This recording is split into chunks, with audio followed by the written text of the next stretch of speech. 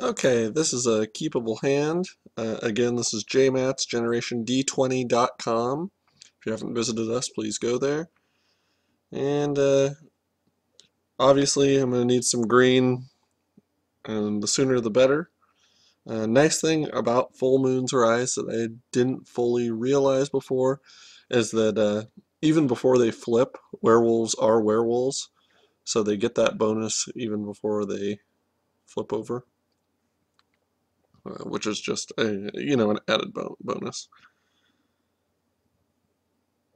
And here, it's not the end of the world if I cast the second one and can't cast something the third time, because then I'll just have a couple first strikers rolling in.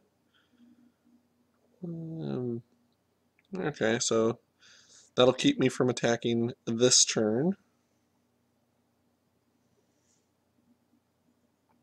Curse of Stalked Prey. That could get out of hand pretty quickly. We will hope that he doesn't have anything to cast this turn. Otherwise, okay. Still not real worried about any of the creatures he has on the board, as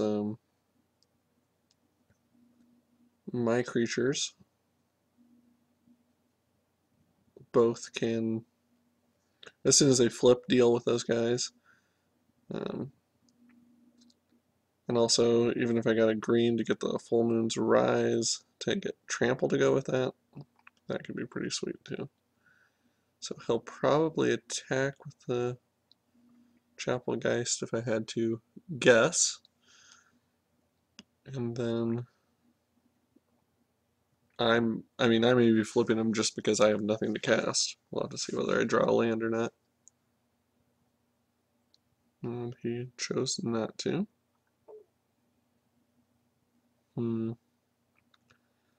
Makes you wonder at what point is it greedy? I think I'll flip him. At some point, a 3/1 is not going to be that powerful. And I would like to get some counters on it before he gets things that can just eat up my answers.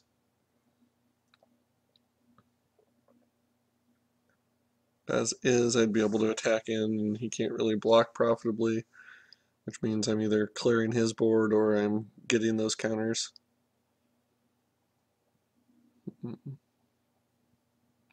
Not exactly the ideal start for this deck, but not bad. I mean, I don't think I'm any real negative board space at this point.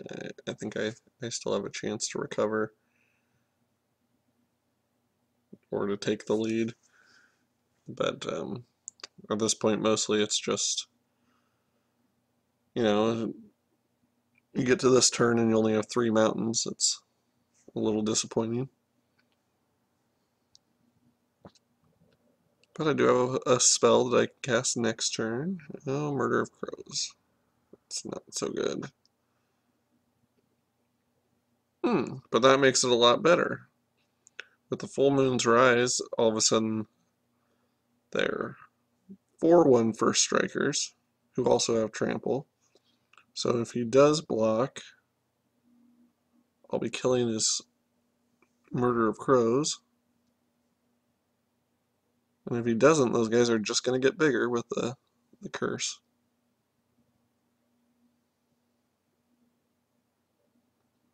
Here, casting that guy would cause him to flip. So that'd be 2 spells in 1 turn. So I probably should wait and hope that he can't cast 2 spells on 1 turn, in which case I would have done it for nothing. But he can attack for 6. It's getting harder and harder for him to have profitable blocks if these guys continue to grow. And 5 power first strike is pretty tough to answer, and you combine that with trample, just seems a little bit mean. Also to note is that I have the Full Moon's Rise, which I could use to regenerate if it came to that. So it's nice to have that kind of in the back pocket. That's another possible answer. And I'm guessing either some sort of combat trick or cellar door is what would be coming. Oh, he's blocking that.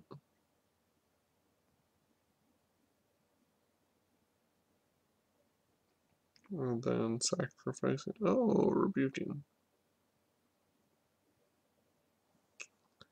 Okay, so I could regenerate,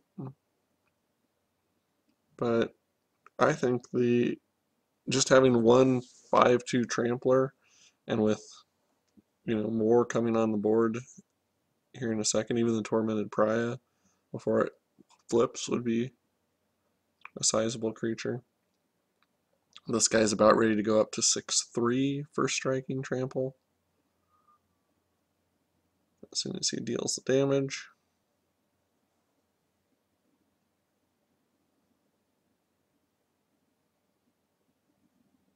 So I think there's definitely something to be said for that play. Because he has cast a spell this turn, if I cast a spell, I will be flipping my werewolf. But I think it's worth it just to get out a 4/6 that can stop both of his creatures.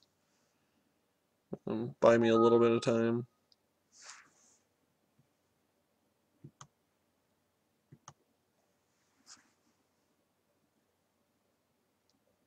And I still have some good answers in hand too. It's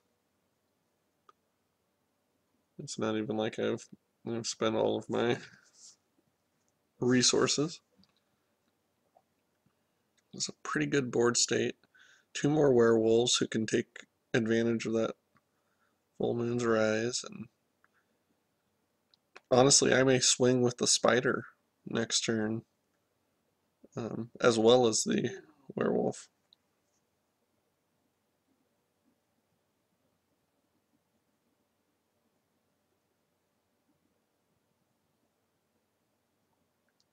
Now wait a second, did it not flip? Is it 2 spells by the same player, not 2 spells total? I think I probably better go back and read that at some point in time, because I think that's what actually happened. Oh, this is an easy keep. The shepherd, if you get him out early and they can't play something, it's just ugly. And even the ironsmiths are going to give me a similar thing. I end up getting a reckless wave too. I mean, short of some sort of board wiper, this is going to be a rocket start. If I got Full Moon's Rise, it can get real ugly. Oh, and I can't cast anything that turn, so I already have 3/2 on the board. Shepherd coming out too.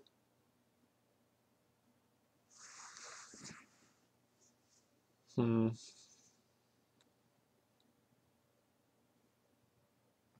wonder if he has a... No. I question that.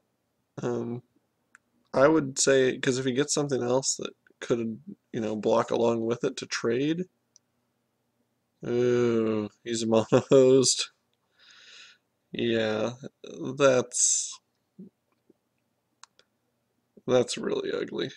That's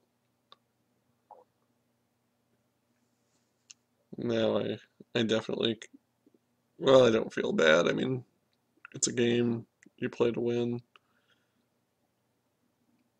but just knowing that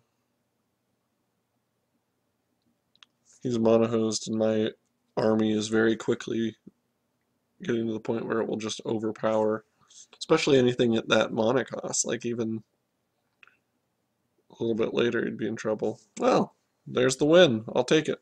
See you in round two.